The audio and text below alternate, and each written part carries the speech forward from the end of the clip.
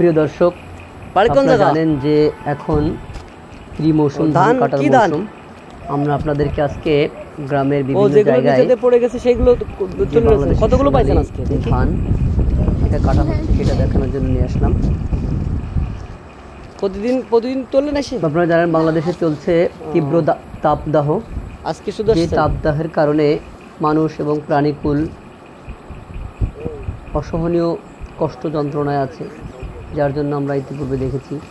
তবে এই তাপ বা রৌদ্র যাই থাকুক, এই রৌদ্রের তাপটা প্রচণ্ড থাকলেও রৌদ্রটা কৃষকরা বলছেন যে এই রোদ তাদের জন্য আশীর্বাদ। এবার সারা দেশেই বাম্পার ফলন হয়েছে ধানের। তার মধ্যে আমরা এখন আছি নড়াইলের লোহাগড়ার একটি মাঠে, যেখানে কৃষকেরা ধান কাটছেন। সাধারণত সকালে বিকালে ধান কাটা হয়, খুব সকালে এবং বিকালে এই দুইটার সময়ে ধান কাটতে দেখা যায়। রৌদ্রের কারণে কৃষকরা সারাদিন ব্যাপী কাজ করতে পারছে না। দেখছেন আপনারা ধান বাম্পার ফলন হয়েছে, কাটা শুরু হয়েছে। এই যে একজন কৃষক, ধান তো হেভি লাগছে, ফসলের মাঠ, ধান পেকে গেছে অলরেডি, কাটা শুরু হয়েছে। সমস্ত আর 15 দিন 7 দিন যদি ভালো রৌদ্র থাকে, অনেক কৃষকই বলতেছেন যে এরকম বৃষ্টিহীন আর একটা সপ্তাহ থাকলে তারা তাদের বহু কষ্ট অর্জিত যে ধান তারা রোপণ করেছিল মাঠে, সেটা তারা ভালোভাবে ঘরে তুলতে পারবে।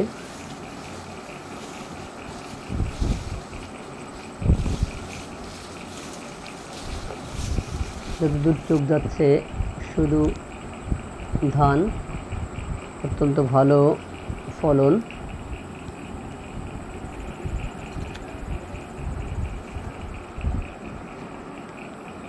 ধানকে প্রথমে কেটে 2 দিন রোদ্রে ছেড়ে দেওয়া হয় মাঠে। ছেড়ে দেওয়ার পরে 2 দিন 2টা রোদে শুকানোর পরে এরপরে বিশালি আকারে বাঁধা হয়। খড় বিশালি আকারে এটা সংরক্ষণ করা হয় এবং এটা ভালো দামও বর্তমান। এটা একটি উৎকৃষ্ট মানের গরুর। বিশালি কত করে এখন? এই জন্য আজকাল আর ধানকে আগের মতো আটি বাঁধতে দেখা যায় না, প্রচার করব। বিশালি আকারে সবাই সংরক্ষণ করে।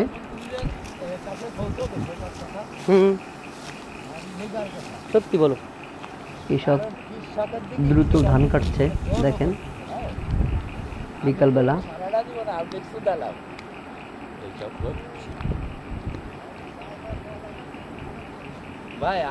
ফসল ভালো হওয়ার কারণে আসলে তাদের মুখে হাসি, অত্যন্ত সন্তুষ্ট কৃষকরা।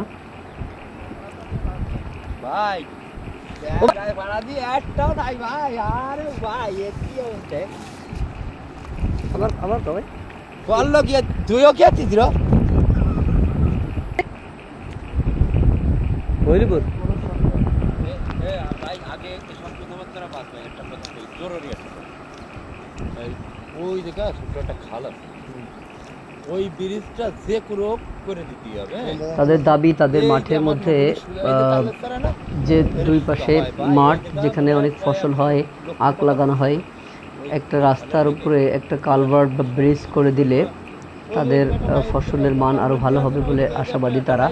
যে অনেক সময় বৃষ্টির পানি নামানোর জন্য বা অনেক সময় ওরা পানি ঢোকানোর জন্য এই কালভার্ট বা ব্রিজের প্রয়োজন। রাস্তার উপরে ছোট্ট একটি ব্রিজ করে দেওয়া হলে তাহলে তাদের ফসলের উৎপাদন আরও ভালো হবে বলে একজন কৃষক, খরিশাখালী গ্রামের কৃষক মোহাম্মদ মুস্তাইন গাজী জানালেন।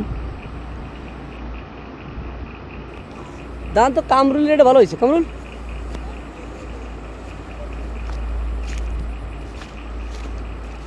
কয় ফের ধান লাগাইছো? আরেকজন সফল কৃষক কামরুল ইসলাম, চলুন আমরা তার কাছে যাই। 1.5 পাখি কত খরচ হয়েছে কি বলে শুনি। আনুমানিক 30-35 হাজার টাকা খরচ হয়েছে। ওই ধান কত কি পরিমাণ পাওয়ার আশা আছে? আসলে এই ধানের বাম্পার ফলন হয়েছে, তিনি স্বীকার করেন।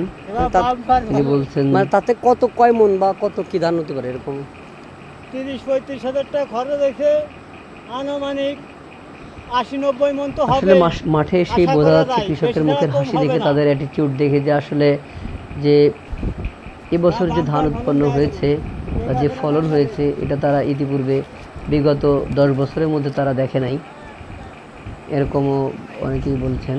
একই গ্রামের কৃষক মোহাম্মদ মহিউদ্দিন বলেছেন যে এবার আল্লাহ অনেক ভালো ফলন দিয়েছেন এবং তারা খুবই সন্তুষ্ট মহান আল্লাহ পাক রব্বুল আলামিনের প্রতি।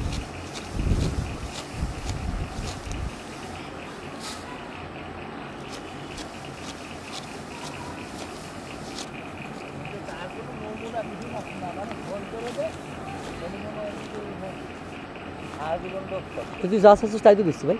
কিচ্ছু ভাই নেই, একদিন ওই যে 2 লিটার তেল আমারে দেবো, যদি 8 দিন না দিস আমি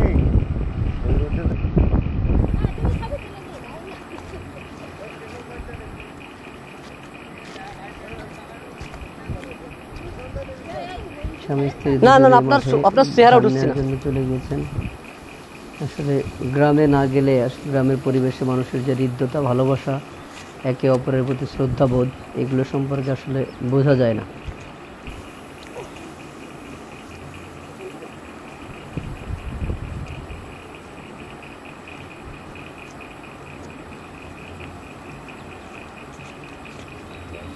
দুদিন কেটে রাখার পরে আটি বেঁধে এবার কিছু দূর মাথায় করে বহন করে নিয়ে যেতে হয়, রাস্তার উপরে রেখে তারপর সেখান থেকে আবার কোনো ভ্যান বা ঘোড়ার গাড়ি ইত্যাদি এগুলোতে করে বাড়িতে নেওয়া হয়।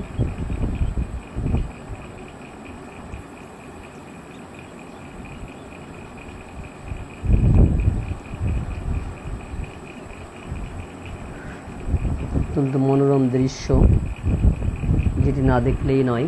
একবার দেখে আমার মুখস্থ হয়েছে।